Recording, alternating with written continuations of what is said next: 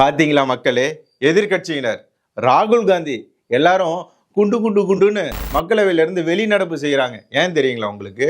இந்த எஸ்ஐஆர்னு ஒண்ணு தேர்தல் ஆணையம் கொண்டு வந்த உடனே எதிர்கட்சியினர்லாம் மத்திய அரசாங்கம் கொண்டுட்டு வந்துருச்சு ஆச்சா போச்சான்னு சொல்லி மக்களவையில வச்சு எதையோ பெணாத்திட்டு இருந்தாங்க. அதுல ராகுல் காந்தியும் பெணாத்தி வச்சிருந்தாரு. இதற்கெல்லாம் பதிலடி கொடுத்திருக்கிறார் உள்துறை அமைச்சர் அமித்ஷா அவர்கள். ஆடை விட்டு வேடிக்கை பார்த்து அதுக்கப்புறம் அடிக்கிறதுல ஸ்பெஷலிஸ்ட் நம்ம உள்துறை அமைச்சர் அமித்ஷா அவர்கள். ஏன் அப்படின்னா, மக்களவையில எதிர்கட்சியினர் எல்லாருமே வாக்கு திருட்டுன்னு சொல்லி எதையோ பெணாத்திட்டு இருந்தாங்க. அதுக்கெல்லாம் ஒட்டு மொத்தமா எல்லாத்தையும் பேச விட்டு அமைதியா பார்த்துட்டு இருந்தார் அமித்ஷா அவர்கள். பேசி முடிச்ச உடனே ஏந்திரிச்சு வரலாறை பற்றி தெரியாமல் பேசிட்டு இருக்கக்கூடாது, மக்களுக்கு தெரிஞ்சுக்கணும் அப்படின்னு சொல்லி அவங்களுக்கு நேரடியாகவே மக்களவையில் வச்சு ஆதாரத்தோட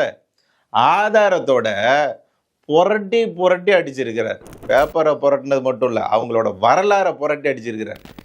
அதனால தான் இவங்களால உண்மையை கேட்டுக்கொள்ள முடியாமல் இன்னும் நம்ம இங்கே உட்காந்தோம்னா மக்கள் மதிக்கிறாங்களோ இல்லையோ, நம்ம கூட இருக்கிறவங்களே நம்மளை மதிக்க மாட்டாங்களோ அப்படின்ற பயத்துலனா சரி நம்ம என்ன பண்ணலாம் அப்படின்னு முடிவு பண்ணாங்க. எப்பயும் நம்ம பண்ணுறது தான் வெளிநடப்பு அப்படின்னு சொல்லி வெளிநடப்பு சாதாரணமாக கூட நடந்து போகல. அங்கே சிங்கம் கர்ஜிச்சிட்டு இருக்கு. அமித்ஷா என்கின்ற உள்துறை அமைச்சர் கர்ஜித்து கொண்டிருக்கிறார் மக்களவையில். இவர் ராகுல் காந்தி குடுகுடுன்ட்டு வெளியே போயிட்டு இருக்காரு. ஒட்டுமொத்த எதிர்கட்சியினரே வெளிநடப்பு. அந்த அளவுக்கு பயத்தை காட்டியிருக்கிறார் அமித்ஷா அவர்கள். அதில் அவர் சொல்றாருங்க, நேரு, இந்திரா, சோனியான்னு எல்லாரும் லோக்சபாவில் பேசி நான் பார்த்துருக்கேன். ஆனா ராகுல் காந்தி மாதிரி விவாதத்திற்கு பயந்து ஓடக்கூடியவர் யாரும் இல்லை அப்படின்னு சொல்லியிருக்கிறார் அமித்ஷா அவர்கள். இப்போ நம்ம பேச வருது இந்த எஸ்ஐஆர், மக்களவையில் என்ன நடந்தது, எதிர்கட்சியினர் என்ன கேள்வி கேட்டாங்க, குறிப்பாக அமித்ஷா அவர்கள் என்ன பேசினார், ஏன் இந்த எதிர்கட்சியினர் எல்லாம் குண்டுன்னு வெளியே ஓடி போனாங்க அப்படின்றதெல்லாம் நம்ம தெளிவாக பார்க்க போறோம். கம்மியான நேரத்தில் தான் பார்க்க போறோம். முழுசாவே நீங்க பார்க்கலாம்.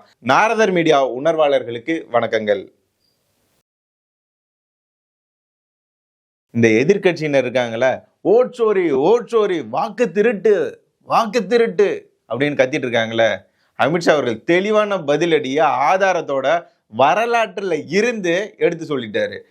ஓட்சோரி யாரு பண்ணா, வாக்கு திருட்டுன்றதை யாரு பண்ணா? நாங்களா? காங்கிரஸ் ஆட்சியில தான் பண்ணி வச்சிருக்கீங்க, வரலாறு சொல்லட்டுமா அப்படின்னு சொல்லி காங்கிரஸை நேரடியாக தாக்கி இருக்கிறார். 3 உதாரணத்தை சொல்லி இருக்கிறாரு, பார்க்கலாம். சுதந்திரத்திற்கு பிறகு நடந்த பிரதமர் யார் என்ற தேர்தல்ல சர்தார் வல்லபாய் பட்டேலுக்கு 28 வாக்குகள் கிடைச்சிருக்கு. 28 வாக்குகள். ஆனா நேருக்கு கிடைச்சது 2 ஓட்டு தான்.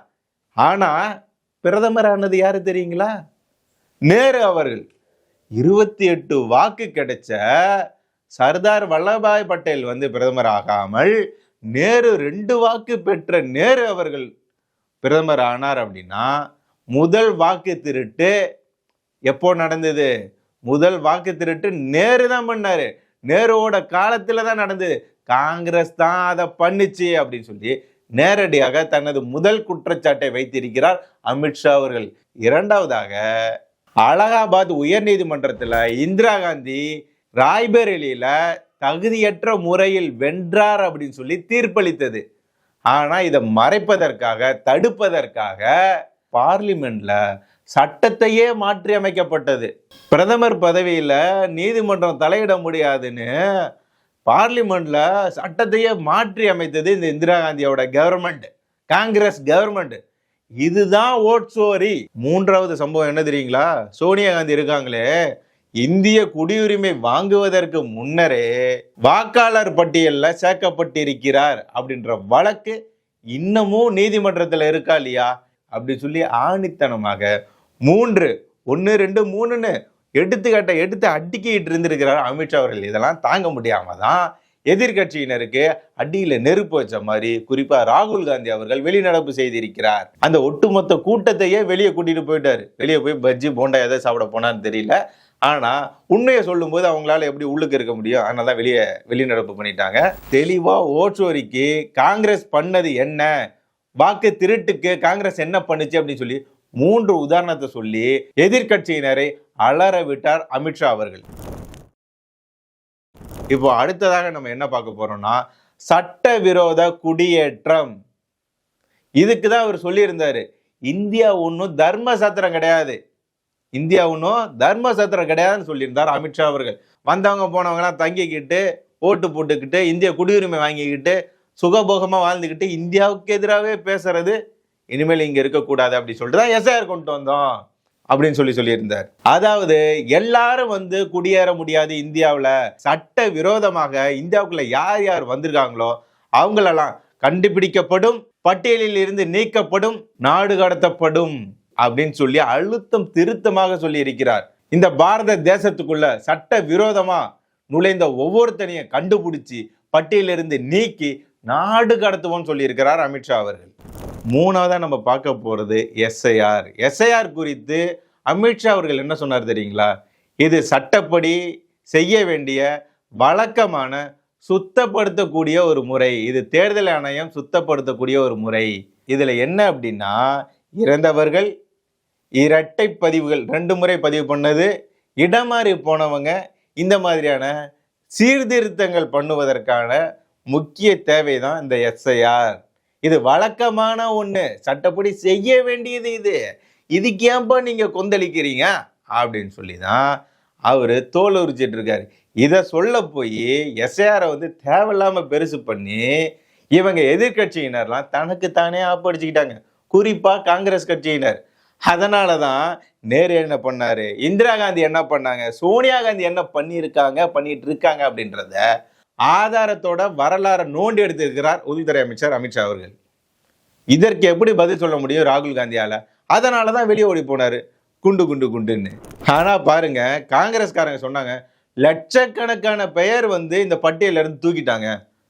ஆமாங்க, தேர்தல் ஆணையம் என்ன பண்ணிடுச்சு, மத்திய அரசாங்கம் என்ன பண்ணிடுச்சுன்னா இந்த எஸ்ஐஆரை கொண்டு பல நபர்களை இந்த பட்டியல இருந்து தூக்கிடுச்சு அப்படின்றாங்க. யாரை தூக்குச்சு? லட்சக்கணக்கான பேர் யாரு? யாராவது ஒருத்தங்க புகார் கொடுத்துருக்காங்க, என் பேர் அந்த பட்டியல இல்லைன்னு புகார் கொடுத்தாங்களா? இல்லையே.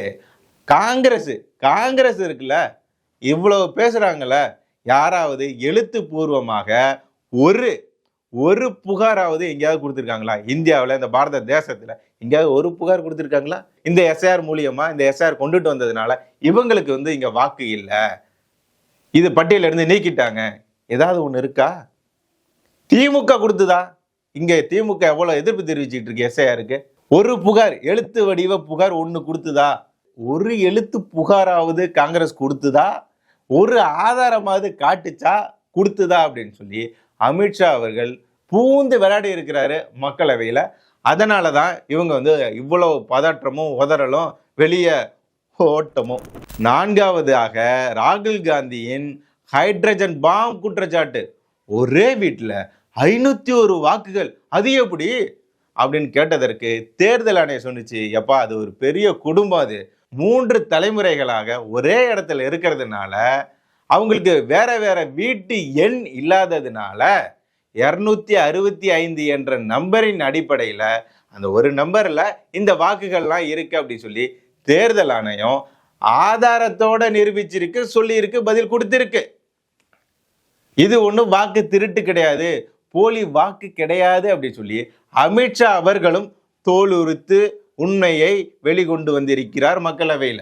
இது போலி வீடும் அல்ல, போலி வாக்கும் அல்ல அப்படின்னு சொல்லி அமித்ஷா அவர்கள் குறிப்பிட்டு இருக்கிறார். 5வதாக ராகுல் காந்தி சொல்லி இருந்தாரு, அனைத்து நிறுவனங்களையும் ஆக்கிரமிப்பு கைப்பற்றி உள்ளது RSS அப்படின்னு ஒரு குற்றச்சாட்டை வைத்திருந்தார். இதற்கு அமித்ஷா அவர்கள் என்ன பதில் கொடுத்திருந்தார் தெரியுமா உங்களுக்கு? RSS சிந்தனை கொண்டவர்களுக்கு பதவி வழங்கக்கூடாதுன்னு எங்கேயாவது சட்டம் இருக்குதா? பாரத பிரதமர் நரேந்திர மோடி அவர்களும் உள்துறை அமைச்சர் அமித்ஷா அவர்களும் நாங்க RSS சிந்தனைகளை, RSS கொள்கைகளை பின்பற்றக்கூடியவர்கள் தான். அதிகாரத்தில் நாங்க இருக்கிறதுக்கு காரணம் மக்கள் கொடுத்த வாக்குகள் தான், மக்களோட ஆதரவு தான். கார்த்திக் சிதம்பரம் கூட இங்க சொல்லியிருந்தாரு, ஒரு தனியார் தொலைக்காட்சிக்கு அவர் பதில் அளிக்கும் போது சொல்லியிருந்தாரு, இந்த ஓட்டு மிஷின்ல குளறுபடி நடப்பதாக எதிர்கட்சியினர்லாம் குற்றச்சாட்டு வைக்கிறாங்களே, அதனாலதான் பாஜக ஜெயிக்குது அப்படின்றாங்களே, இதற்கு உங்களுடைய கருத்து என்ன, உங்களோட பதில் என்ன அப்படின்னு கேட்கும்போது கார்த்திக் சிதம்பரம் அவர்கள் சொன்னாரு, அந்த மிஷினெல்லாம் ஹேக் பண்ண முடியாது, பாஜக மக்களோட நம்பிக்கையை பெற்று மக்களோட ஆதரவால தான் ஜெயிக்கிறாங்க. இதற்கும் மிஷினுக்கும் எந்த காரணமும் கிடையாது. அவங்க வெற்றி பெறுவதற்கும் மிஷினுக்கும் ஒரு தொடர்பும் கிடையாது. மக்கள் மனதை கொள்ளையடித்து விட்டனர் அப்படின்னு பாஜகவை சார்ந்தவர்களும் இப்ப சொல்றாங்க. எங்களுக்கு ஆதரவா மிஷின் இல்ல, மக்கள் இருக்கின்றனர், மக்களோட மனசை தான் நாங்க கொள்ளையடிச்சிருக்கோம் அப்படின்னு கூட பாஜக காரங்க உண்மையை போட்டு உடைச்சிட்டாங்க.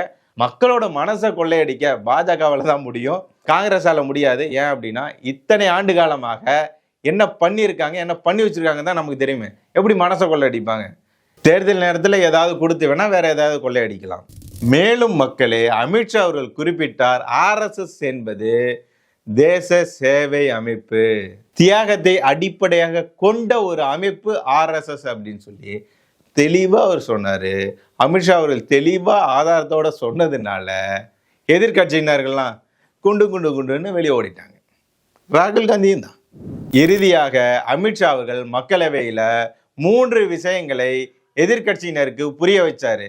வாக்கு திருட்டுன்றது காங்கிரஸ் தான் வரலாற்றுல முதல் முறையாக செய்தது, உருவாக்கியது, கொண்டு வந்தது காங்கிரஸ் தான். வாக்கு திருட்டு, ஓட்சோரி அப்படின்றது பண்ணது காங்கிரஸ் தான் அப்படின்னு சொல்லியிருந்தார். அதற்கப்புறம் சட்டவிரோத குடியேற்றம் கண்டுபிடிப்போம், பட்டியலிருந்து நீக்குவோம், நாடு கடத்துவோம். இதுல எங்களோட அரசு உறுதியா இருக்கு, இந்த கொள்கையில உறுதியா இருக்கு. சட்டவிரோதமாக குடியேறியவர்களை பாரத நாட்டில இருந்து கண்டுபிடிச்சு வெளியே தூக்கி கட்டாசுவோம் அப்படின்னு சொல்லி தெளிவா சொல்லி இருக்கிறாரு. அடுத்ததாக SIR, இது கொண்டு வந்தது தேர்தல் ஆணையம். இறந்தவர்களோட பெயர்களை நீக்குவதற்கும், இரட்டை பதிவு உள்ளவர்களை சரி செய்வதற்கும், இடம் மாறியவர்களை சரி செய்வதற்கும் இதுக்காக தான் SIR கொண்டு வந்தது. இது சட்டப்படி செய்ய வேண்டிய, தேர்தல் ஆணையம் செய்ய வேண்டிய வழக்கப்படியான ஒண்ணுதான், வழக்கமான ஒண்ணுதான். இது ஒரு சாதாரண ஒரு நடைமுறை தான் அப்படின்னு சொல்லியிருக்கிறார். முடிவாக இந்த விளக்கங்கள்லாம் மக்களவையில் அமித்ஷா அவர்கள் தெளிவாக சொன்னதை நான் உங்ககிட்ட தெளிவாக சொல்லியிருப்பேன்னு நினைக்கிறேன். அது அப்படி உண்மைதான் அப்படின்னா இதை லைக் பண்ணுங்க, சேனலை சப்ஸ்கிரைப் பண்ணுங்க அப்படின்னு நான் சொல்ல மாட்டேன். அது உங்களுக்கு பிடிச்சிருந்தா பண்ணலாம். இந்த வீடியோ பயனுள்ள தகவலாக இருக்கு அப்படின்னா 4 பேருக்கு பகிர்ந்து வையுங்கள்.